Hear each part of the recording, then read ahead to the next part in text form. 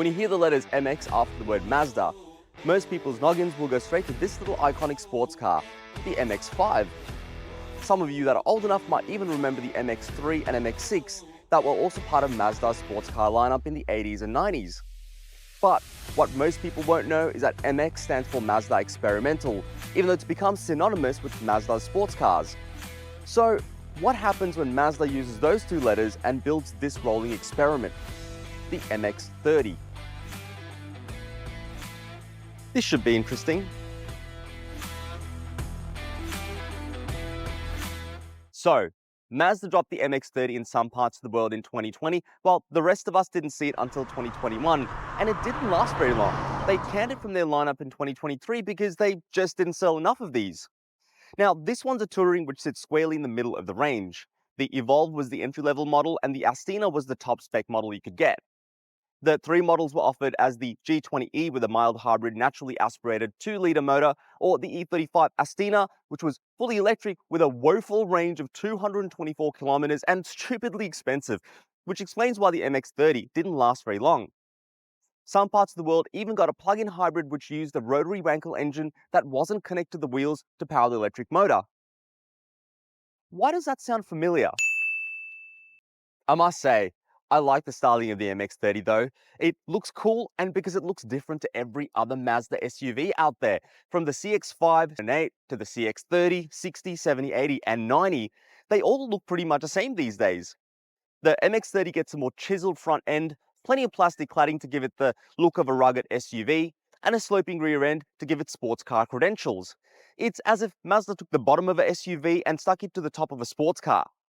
And Mazda offered a good choice of colors for the MX-30 with 4 two-tone colors with a black or silver roof, which really does give this a unique look. Now, before I show you around the interior, my friends at Blinker here in Melbourne have let me borrow this MX-30, which is one of the cheapest MX-30s you can buy in Australia right now. And you get the balance of the factory warranty, plus another 3-year extended warranty for any of you lot watching that buy this one. Just let them know you saw this MX-30 on the Word on Cars. Right, the interior. It's a good-looking interior. Mazda's mixed in classic styling with a touch of futuristic with things like this floating center console. Mazda's done away with the usual materials though and gone for more environmentally friendly materials in here like grey cloth and cork. Even the leather in here is vegan leather, which really does give this a more premium look and feel. And some of us may have forgotten what it's like to park our bottoms on a cloth seat, but it's comfortable and a little nostalgic to be honest. The cabin offers up plenty of space as well for my 5'9" self. Great headroom and legroom. The driver's seat in this Touring is electrically adjustable with memory presets that also remember how you had your exterior mirrors set up, which is smart. And my knees aren't banging into the steering wheel either, which you can tilt and slide out of the way. And while we're on the steering wheel, it's quite nice itself. It looks surprisingly classy. Oh, and the Touring doesn't get a sunroof. That's standard on the top spec Astina, so forget about getting your vitamin D in for the day. Then there's the tech in here, and we're going to start with this, the climate control, which gets a 7-inch touchscreen with buttons on either side to adjust everything. Now, I will say that you can set up the door zone climates in here by using just the buttons without needing to use the screen, but you have to admit, it looks pretty snazzy. Oh, and the Touring doesn't get heated seats, so if you want to keep your bottom warm, you'll need to go for the Astina, which also throws in a heated steering wheel for all of you out there that like things a little toasty. All your infotainment needs are sorted out by this 8.8-inch widescreen that sits on the dashboard with wide Apple CarPlay and Android Auto. It's not a touchscreen, so you'll need to use the rotary controller and quick access buttons on the console to work your way through the system, which is easy enough. And there's a multifunction volume knob, which is perfectly placed for anyone sitting up front. By the way, the tactile feel of the buttons and dials in here is great. A bit hard to believe it's a Mazda, to be honest. The Touring and lower trim levels also get an 8-speaker stereo. It's not going to blow your mind, but it sounds okay, while the Astina gets a 12-speaker Bose system. And while we're in this region, Mazda throws in a gear shifter that looks a bit funky, or maybe it's futuristic. I can't make up my mind on which one it is, so I'll let you decide. And I say looks futuristic because it actually works to most part like any other shifter, even though it doesn't look like it would. Just flick it over for reverse and pull it back for neutral and drive. It's that simple. The MX-30 also gets a partial digital instrument cluster with a fixed tach and gauges on either side. The display is clear and simple, and you can flick between a few different views depending on what you want to see by pressing one button on the steering wheel, so it's definitely not complicated and super easy to use.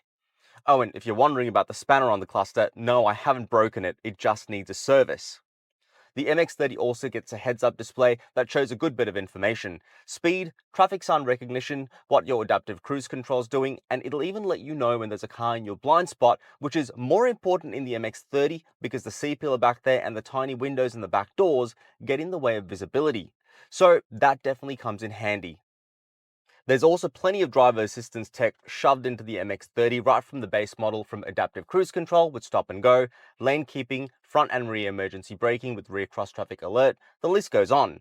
If you want to cruise down the highway or freeway and have the MX-30 manage your speed and steering, which Mazda calls cruising and traffic support, front cross traffic alert, or even a 360-degree camera system, this one gets a basic rear-facing camera, so nothing fancy, then you'll need to step into an Astina for those. And storage up front isn't too bad either. There's space under the floating center console, this cork-lined area with a couple of USB-A ports and a power outlet, cup holders in front of the armrest that can be hidden under these lids for a cleaner look. There's a decent bit of space under the armrest as well, and the lid slides forward when you want to get comfortable, but you won't be able to get to any drinks sitting in those cup holders easily though. And those lids double up to close off the storage bin if you don't want what you have in here to be seen, or folding them down makes it easy to get to what you have in here, which is a nice feature. The MX-30 also gets bins in the doors with bottle holders, good space in there, a miniature glove box in the driver's footwell for coins, a sunglass holder on the ceiling so you can look cool cruising in your MX-30, and a glove box that's big enough to shove plenty of stuff in there. Then there's the back seats, and more importantly, how you get into the back, because you're going to either love it or hate it. Like the Mazda RX-8, the MX-30 gets these freestyle doors that open backwards, and they look hella cool. Except, to open the back doors, you need to first open the front doors, which means getting out of the back seats of this car when you're in a tight parking spot where you can't open both doors wide enough to get out is an absolute pain. I've had first-hand experience with these doors in the RX-8, and it was fine most of the time because you didn't really use the back seats in that. But in this, a SUV, you're thinking what I'm thinking. Bad idea, Mazda. But they did think about this. Mazda's added controls to the back of the driver's seat because it's electric, and a latch on the back of the front passenger seat because it's not electric, to make getting out of the back easier, but that back door still needs to be open. So you can get away with these doors, and even though they're not exactly easy to live with, you gotta admit, they look pretty cool. When you do finally manage to squeeze yourself into the back seats, and I say squeeze because the front seats sit far back, so you'll need to whip around those to get inside, you realize there's actually more space back here than you thought there'd be. With the driver's seat set to my driving position, I can still slide my hand between my knees and the front seat. My feet slide right under the seat, so legroom isn't too bad, and I still have a hand's width of space between my head and the roof. But it does feel a little cramped, and anyone over 6 feet will absolutely struggle back here. There's also a hump on the floor, which ordinarily isn't too much of a problem, but because the space back here is so limited, it robs even more floor space. And you might also feel a little claustrophobic in the back seats because, like I said earlier, you get these tiny windows and they don't roll down, so you'll need to ask the people in the front seats to roll their windows down when you want some air back here. Thankfully, Mazda's carried the same materials into the back seats, which is nice. The seats get the same cloth and vegan leather treatment as the front, and they're comfortable, but the rest of the interior trim back here is hard plastic. Backseat passengers get bins in the doors with bottle holders, cup holders hidden behind the armrest, and you can strap the kids in using the ISOFIX points on the outboard seats or the top tethers across all seats, so the MX-30 isn't exactly well equipped, but it's got the basics. Cargo space is pretty much what you're probably expecting at this point. Lift open the tailgate, and you'll find 311 litres of cargo space in here, with space on either side for smaller items. And there isn't any more room under the floor either. That's taken up by the spare wheel, although you could also shove some extra items inside the rim itself if you're ever that strapped for space.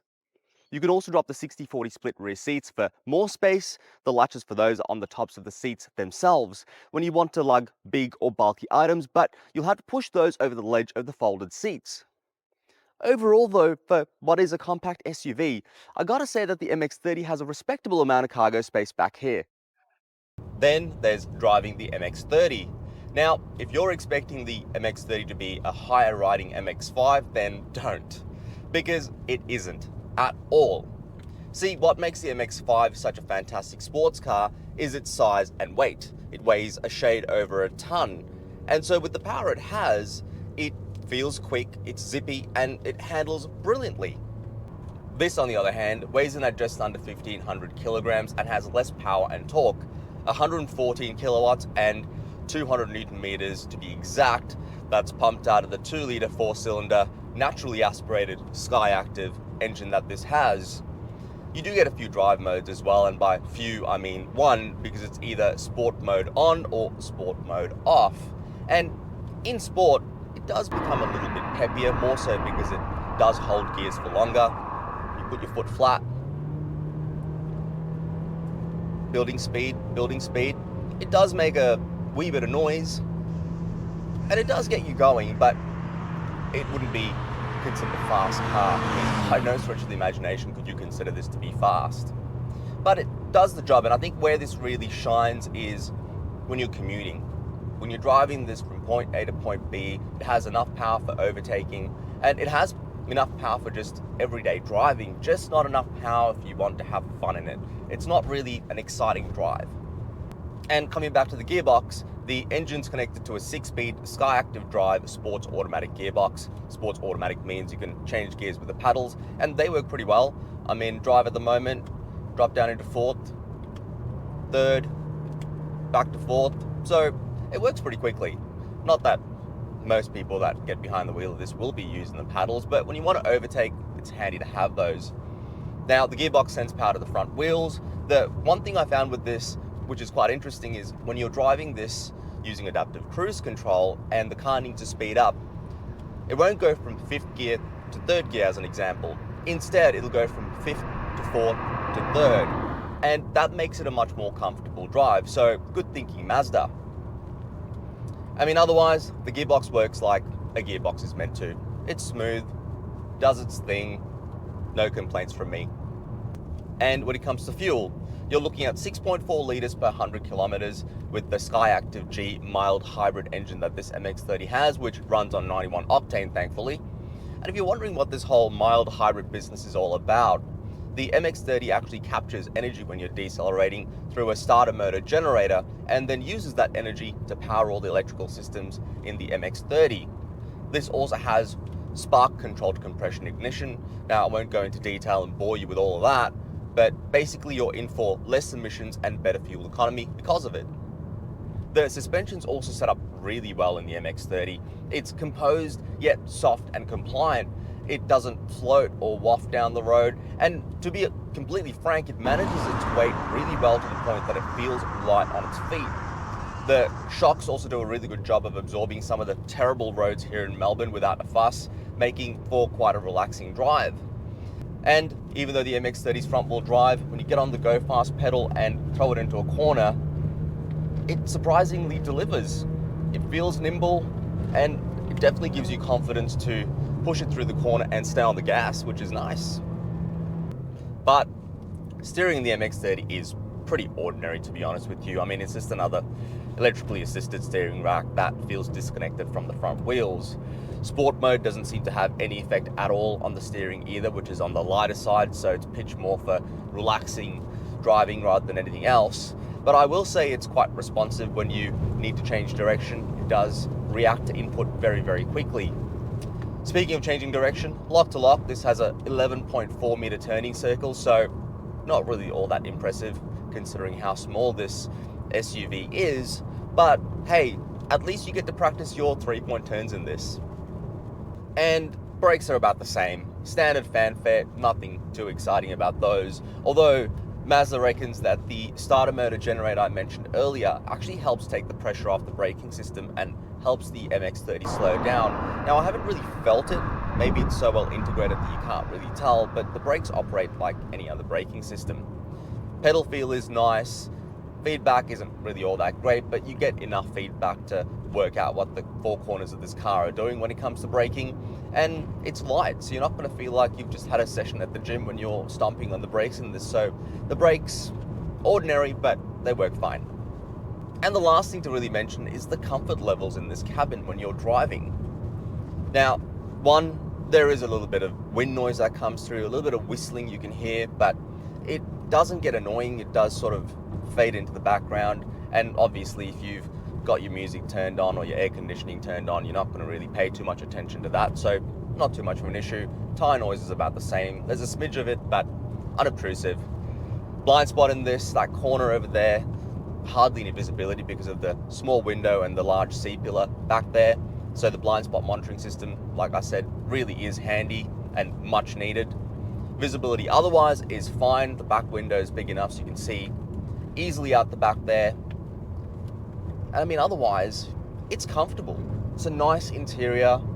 It feels a bit more special than it probably is. I mean, you don't feel like you're driving a Mazda most of the time. And that's a good thing. I mean, it's not a bad thing. Mazda's a good brand. They're known for their quality, and so that sort of comes through with this cabin. I've got this all wrong now. But I guess what I'm trying to say is that it's a nice place to be. No creaks, no rattles, plenty of creature comforts in here. It's comfortable, the seats are great. It's a really nice car, this MX-30. So, who in the world is the MX-30 for? I mean, it's no MX-5, even though it's quite agile and nimble on the road, and it's not exactly ideal if you need to use those back seats all the time. Sure, if you're brave enough to throw the kids into the back, or you treated this more like a two-door coupe, then you probably could make it work, but do you really want to? I reckon the MX-30 then is targeted at those of you out there that are singles, couples, haven't had kids yet, or don't want kids, that want a stylish, sporty, and even unique SUV to get around. Love the fact that the MX-30 has funky freestyle doors that you'll open up once in a while to throw in a few friends into the back, and buy into Mazda's efforts to use environmentally sustainable materials, which, mind you, I think is brilliant. And given you could pick up a touring like this one for under 27 grand these days, it does make more sense today than it did back in 2021 to buy into this SUV. The MX-30 then is just a cool little SUV that for some reason you can't help but like, even if it doesn't make any sense. Thanks for watching.